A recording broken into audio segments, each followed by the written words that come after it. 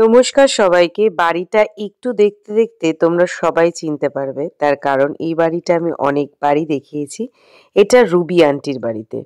তাই রুবি আন্টির বাড়িতে সেদিনকে আমাদের নেমন্তন্ন ছিল। যদিও ভিডিওটা অনেক পুরনো, সপ্তর্ষির চুল দেখে সেটা বুঝতে পারছো। আর এই সুন্দর গাছের ডাল দিয়ে এই ক্রিয়েটিভ ওয়ার্কটা কিন্তু রুবি আন্টি নিজে হাতে করেছিল। এই সুন্দর জিনিসগুলো নিজে হাতে বুনেও ছিল। আর তারপরে তো খাওয়া দাওয়া। আমরা পরোটা বানাতে বানাতে অনেক রকম গল্প করছিলাম। আর তার সাথে সাথে আমি ঘরটা একটু ঘুরে ঘুরে দেখছিলাম।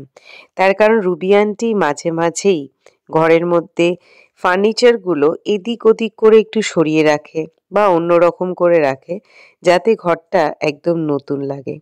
আর এই যে আমি, তখন কিন্তু বেশ ঠান্ডা ছিল, তাই জন্যে আমি এরকম একটা সোয়েটার পরেছিলাম। আর তারপরে তো খাওয়া দাওয়া।